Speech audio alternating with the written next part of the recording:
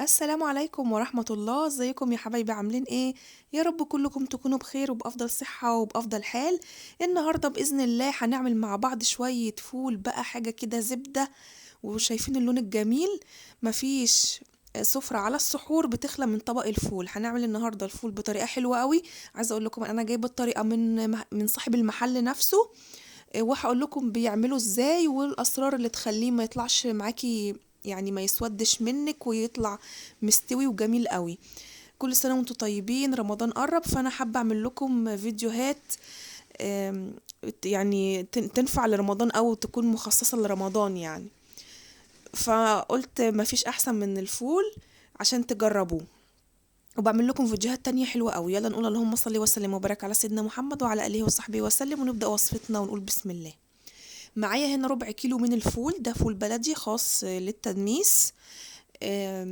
يعني الكمية اللي انت عايزاها بقى. انا هعمل النهاردة ربع كيلو بس، والتسوية بتاعت الربع كيلو هي ونفس الوقت بياخدها كيلو يعني. لازم تنقي كده الفولة اللي لونها فاتح علشان تطلع معاكي فاتحة، ما تطلعش يعني ما تسودش الفول يطلع اسود يعني. تنقي بقى الفولة كده اللي مش شكلها مش لطيف، فيها نقطة سودا مكرمشة، لانها هتعضم ومش هتستوي. معايا هنا معلقتين كبار غلة بليلة او قمح. احنا عندنا في اسكندرية هنا بيحطوا قمح، كل المطاعم يعني. لو مش حابة تحطي قمح حطي معلقتين كبار فول مدشوش، بيدي نفس النتيجة. عشان بس يبقى المية بتاعت الفول فيها غيرة كده او سميكة يعني. معايا معلقة كبيرة من العدس الأصفر، ده هيديله لون حلو قوي ومش هيبان طعمه خالص. ومعايا نص ليمونة علشان هعصرها يعني علشان ما الفول ما يسودش مني. تمام. طبعا الفول كأي بقوليات لازم يتنقع، بس انا هنقعه ساعتين بس، ما تكتريش اكتر من كده، علشان كل ما تنقعيه اكتر في المية كل ما الفولة تجلد وما تستويش معاكي بسرعة. تمام، يبقى الفولة مستوية من جوه والقشرة مجلدة. فانا هحط بقى كده كمية من المية حلوة، وهسيبهم منقوعين حوالي ساعتين. مش هضيف عليه اي حاجة، دي مية عادية من الحنفية. تمام. وبعد ساعتين بقى هنرجع نشوف هنعمل ايه تاني.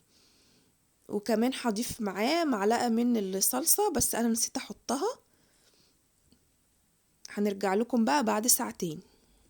بعد ما سبت الفول معايا ساعتين كده منقوع، لو تلاحظوا تحسوا ان حجمه فشر كده وتضاعف. هغسله كويس جدا وهصفيه من المية بتاعته. هجيب بقى القدرة دي، القدرة بتاعت مامتي انا اخدها منها عشان اعمل لكم الوصفة.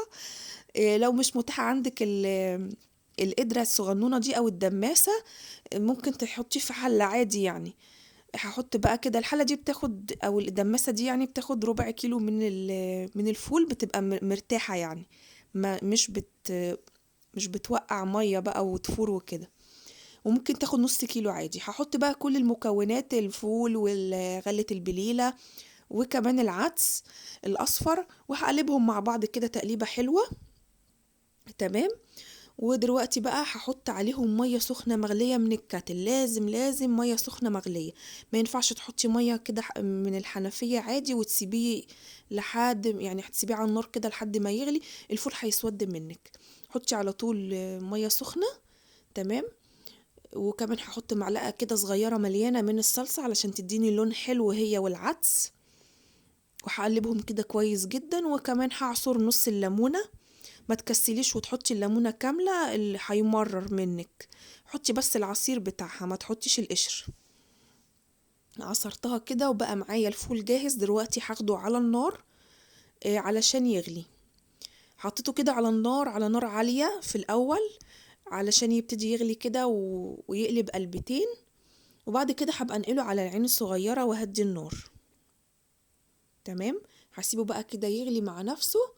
شايفين اول ما بدأ يغلي كده كون ريمة من فوق الوش، لازم تشيليها عشان دي بتبقى الغازات او السموم اللي بتبقى في البقوليات يعني.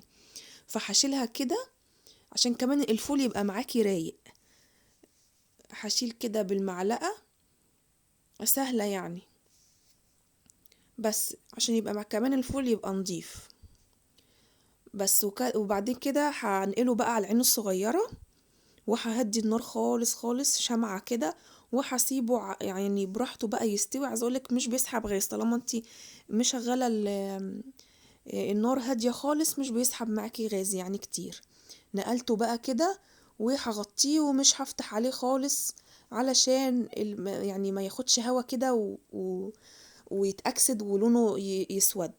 هسيبه بقى كده وهرجع له تاني براحته بقى. ما تقلقيش مش هينقص ميه ولا حاجه طالما انتي موطيه عليه النار. رجعت له بعد ساعتين اشوف ايه الاخبار. عايزه اقول لكم نقص شويه ميه صغيرين، يعني ما نقص كتير ميه. لسه طبعا ما استواش. حسيت ان الفوله لسه محصوله كده، لسه يعني مصحصحه، لسه طبعا محتاجه سوا. العدس اختفى خالص، داب واختفى. كمان البليله استوت، بس ناقص لها تكه صغيره وتستوي خالص، بس لسه طبعا محتاج سوا. فانتي في المرحله دي لو انتي حاسه ان الفول عايز ميه، سخني له ميه من الكتل برضو وتحطي عليه ميه سخنه، ما تحطيش ميه من الحنفيه بارده. ليه بقى؟ عشان ما تبرديش الفول ويرجع يسخن تاني، لا مش هينفع. حطي له ميه سخنه على طول. رجعت له تاني بعد مرور برضو ساعتين، يعني كده اخد معايا 4 ساعات بالظبط او 4 ساعات وربع عشان اكون دقيقة. زودت له حوالي كوبايتين مية. حسيت ان هو محتاج مية، ضفت له مية سخنة. عايز اقول لكم استوى وبقى بصوا لونه جميل قوي وكهرمان. ميته حلوة قوي. السمك ده حلو في المية. هتلاقي ناس بتضيف دقيق وكده، طبعا بتاع المحل مش بيضيف دقيق ولا حاجة.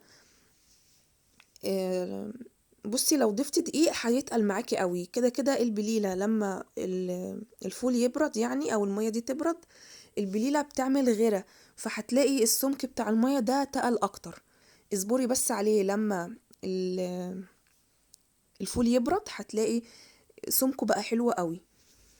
لكن لو حطيتي دقيق وكده هيتقل قوي قوي. بصوا هيبقى معاكوا حجر، يعني هيبقى معاكوا نشف يعني، سميك قوي قوي.